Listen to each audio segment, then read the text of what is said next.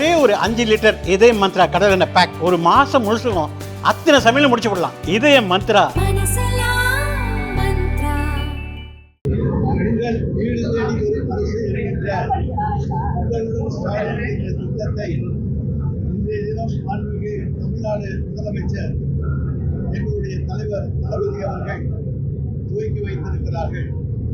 இந்த திட்டத்தினுடைய நோக்கமே ஒரு பகுதியிலே வசிக்கின்ற பொதுமக்களிடத்தே அதிகாரிகள் சென்று கோரிக்கை மனுவை பல வினாக்கள் தாங்கிய மனுவை தந்து அந்த மனுவிலே நீங்கள் என்னென்ன அரசிடம் உங்களுடைய கோரிக்கையை வைக்க விரும்புகிறீர்கள் என்கின்ற அந்த வினாவை பெற்று அதற்கு 45 தினங்களுக்குள் அவர்களுடைய இல்லம் தேடி சென்று அவர்களுக்கான பதிலை தருகிற திட்டம்தான் உங்கள் வீடு தேடி அரசு என்கின்ற மாண்புமிகு தலைவர் தளபதி அவர்களுடைய கொண்டு வந்திருக்கிற உங்களுடன் ஸ்டாலின் என்கின்ற திட்டமாகும். இது மக்களுக்கு பயனுள்ள திட்டம். ஏனென்றால் ஒவ்வொரு பகுதியிலேயும் ஒரு 1000-2000 பேர்களை ஒரு இடத்திலே கொண்டு சேர்த்து அவர்களிடத்திலே மனுக்களை கொடுத்து அந்த மனுக்களை பூர்த்தி செய்து அதன் மூலமாக அவர்களுக்கான விடைகளை அவர்களுடைய கோரிக்கைகளை நிறைவேற்றி தருவதற்காக வீடு தேடி செல்லுகிற திட்டமாக இந்த திட்டத்தை மாண்புமிகு தமிழ்நாடு முதலமைச்சர் தலைவர் தளபதி அவர்கள் அறிவித்திருக்கிறார்.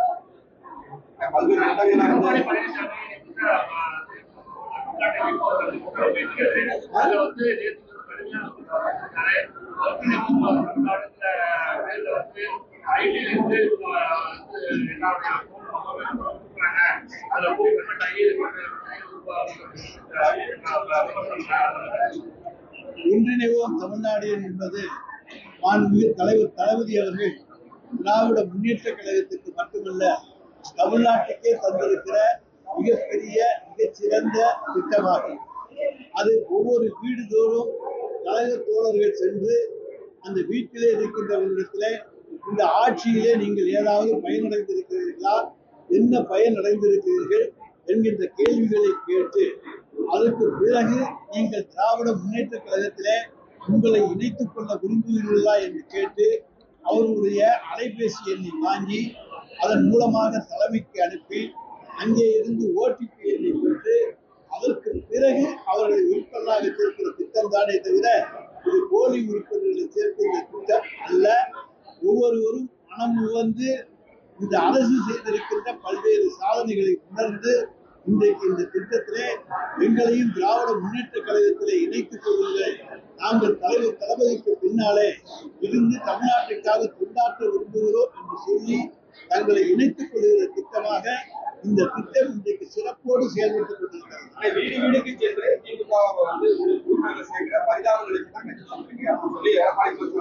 எந்த ஒரு இயக்கமும் வீடு வீடாக சென்று உறுப்பினர்கள் சேர்க்கக்கூடிய தைரியம் வேண்டும்.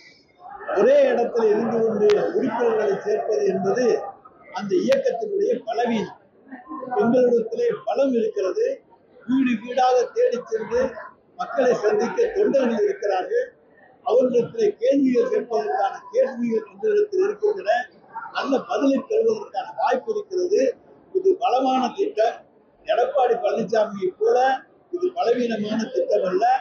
அண்ணா திராவிட முன்னேற்ற கழகத்தினுடைய உறுப்பினர்கள் எண்ணிக்கை சரிந்து கொண்டே வருகின்ற காரணத்தாலே பரிதாபத்துக்குரிய எடப்பாடி பழனிசாமி இப்படி ஒரு பேட்டியை தந்திருக்கிறார்.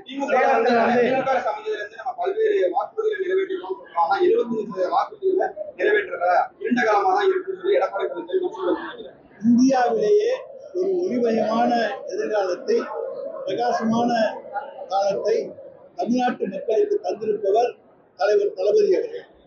நாங்கள் பல்வேறு கூட்டங்களிலே அங்கே இருக்கக்கூடிய தாய்மார்களிடத்திலே கேட்டிருக்கிறோம்.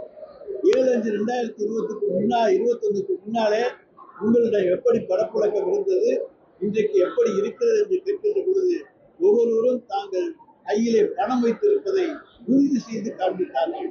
இதிலிருந்தே மக்கள் மகிழ்ச்சியோடு இருக்கிறார்கள் என்பதற்கு இந்த ஆட்சியினுடைய திட்டங்கள் சான்றாக அமைந்திருக்கின்றன. ஒவ்வொன்றும் மக்களை தேடி சென்று மக்களுக்கான பலனை தருகிற திட்டங்களாக இவை அமைந்திருப்பதால் எடப்பாடி பழனிசாமியால் அதை தாங்கிக் கொள்ள இயலவில்லை. அதுக்கு மேல தரமாட்டாங்க. நாங்க ஆட்சிக்கு வந்தால் மகளிர் விரும்பும்படி நாங்க வந்து இந்த உரிமை தொகை கூடுதலா கொடுக்கணும் எடப்பாடி சொல்றாரு. ஆகஸ்ட் மாதம் அல்ல, தொடர்ந்து 2026, 31 எல்லா ஆண்டுகளிலேயுமே எங்களுடைய தலைவர் தளபதி அவர்கள் தான் தொடர்ந்து மகளிர் உரிமை தொகையை தருவார். மகளிர் உரிமை தொகையை எடப்பாடி பழனிசாமி தர நினைத்திருந்தால் தான் ஆட்சியில் இருக்கின்ற பொழுது தந்திருந்தார். இப்போது தேர்தலுக்காக எதை வேண்டும் என்றாலும் சொல்லுவார். அவர் செய்ய மாட்டார். நாங்கள் சொல்வோம், செய்வோம். இயற்கை வளங்கள் தமிழ்நாட்டிலிருந்து வெளி மாநிலங்களுக்கு கொள்ளையடிக்கப்பட்டு வருகிறது அப்படிங்கிறது எடப்பாடி பழனிசாமி.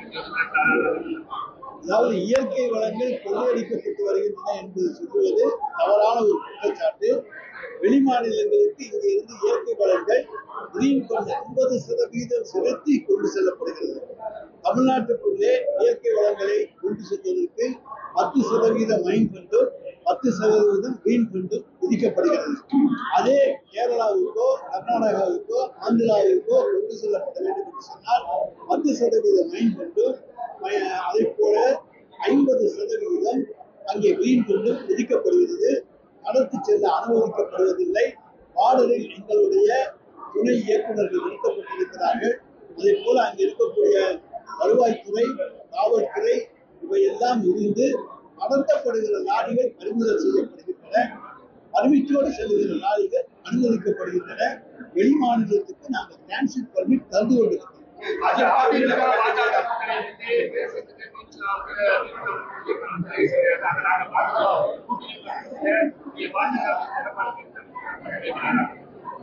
அதாவது எடப்பாடி பழனிசாமி நான் தான் என்னுடைய தலைமையில கூட்டணி, நான் தான் முதலமைச்சர் இருக்கிறாரு. ஆனா பாரதிய ஜனதா கட்சி அது பேசி முடிவு செய்யப்படுகிறது. அங்கே முரண்பாடு அவர்களிடத்தில் இருக்கிறதா எங்களிடத்தில் இருக்கிறதா என்பதை நீங்களே சேலத்துல வந்து அதிகமா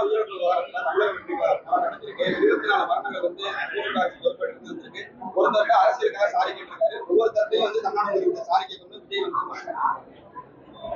அதாவது அவருக்கெல்லாம் பதில் சொல்ல வேண்டிய அவசியம் இல்லை என்று சொன்னாலும் கூட ஒரு குடும்பத்திலே ஒரு குற்றம் நிகழ்ந்து விட்டால் அங்கே வருத்தம் தெரிவிப்பது என்பது மனிதாபிமானம். அந்த மனிதாபிமானத்துக்கு முதலமைச்சர் தான் எங்களுடைய முதலமைச்சர். குருவிகளை போல சுட்டுவிட்டு எனக்கு தெரியாது என்று சொல்லுகிற எடப்பாடி பழனிசாமி போன்ற முதலமைச்சர் இல்லை எங்களுடைய முதலமைச்சர். எங்கே யார் தவறு செய்தாலும், தன்னுடைய கட்சிக்காரர் தவறு செய்தாலும் அவனுக்கு தண்டனையை தருகிற முதலமைச்சர் தான் எங்களுடைய முதலமைச்சர். குற்றவாளிகள் இந்த ஆட்சியிலே தப்பிக்க கூடாது. தவறு செய்தவன் தண்டிக்கப்பட வேண்டும், அவனுக்கு தண்டனை பெற்றுத் தர வேண்டும் என்பதுதான் இந்த ஆட்சியினுடைய நோக்கம். அதை அண்ணா பல்கலைக்கழக விவகாரத்திலேயே 5 மாதத்திலேயே நாங்கள் தீர்ப்பை பெற்றுத் தந்திருக்கிறோம். அதை போல ஒவ்வொன்றிலும் நிச்சயமாக வருவதற்கு முன்னாலே சிலவற்றை தடுக்க முடியாது என்றாலும் வந்த பின்னர் விரைந்து நடவடிக்கை எடுத்து குற்றவாளிகள் மீது உரிய நடவடிக்கை எடுத்து அவர்களை சட்டத்தில் நிறுத்தி தண்டனை பெற்றுத் தருவது என்பது இந்த ஆட்சியினுடைய மிகச்சிறந்த சாதனை என்பதை எங்களால் சொல்லிக்கொள்ள முடியும். மற்ற மாநிலங்கள்ல இந்த மாதிரி எதுவும் நடக்கிறதே கிடையாது. அப்படியே ஆரம்பிச்சுவாங்க.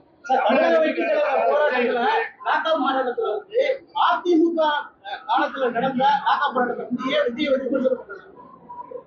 அதாவது பாரதிய ஜனதாவுடைய சி டீம் என்று முதலாக சொன்னவன் நான் தான். இன்றைக்கும் அதைத்தான் சொல்லுகிறேன். அவர்களுடைய சி டீம் அந்த டீம். எனவே அதை பற்றி எங்களுக்கு கவலை இல்லை. அவர் நிச்சயமாக அவர்களை பற்றியெல்லாம் விமர்சிக்க மாட்டார்.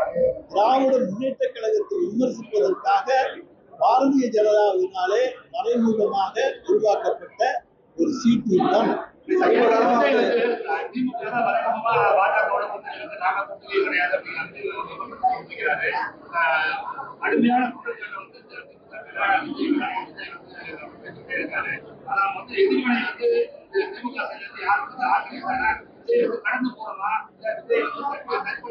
நாங்கள் அவரை இக்னோர் செய்யறோம். அதை பத்தி எங்களுக்கு கவலை இல்லை. எங்களுடைய ஆட்சியை பொறுத்த வரைக்கும் நாங்கள் பாரதிய ஜனதாவோடு எந்த காரணத்துக்காக கூட்டணி வச்சுக்கிறோம், கூட்டணி வைத்துக் கொள்ள வேண்டிய அவசியம் எங்களுக்கு என்ன இருக்கிறது? அவர்களுக்கும் அதிமுகவுக்கும் கூட்டணி என்று பேசி இருக்கிறார்கள். அதுக்கு பிறகு ஏன் நாங்கள் போய் அதை நுழைய வேண்டும், மூக்கை நுழைக்க வேண்டும்? எங்களுடைய கூட்டணி பலமாக இருக்கிறது. மற்றவர்கள் எங்கள் கூட்டணியை கண்டு பயந்து கொண்டிருக்கிறார்கள். இந்த சூழ்நிலையை நாங்கள் ஏன் அவர்களிடத்தில் போக வேண்டிய அவசியம் இருக்கிறது? இதையெல்லாம் நீங்கள் தான் எண்ணி பார்க்க வேண்டும். எங்கள் கூட்டணி பலமான கூட்டணி, வெற்றி கூட்டணி. 26 ஆட்சியை பிடிக்கக்கூடிய கூட்டணி எங்களுடைய கூட்டணி தான். 200 நிச்சயமாக வெல்லும் கூட்டணியாக அது இருக்கும்.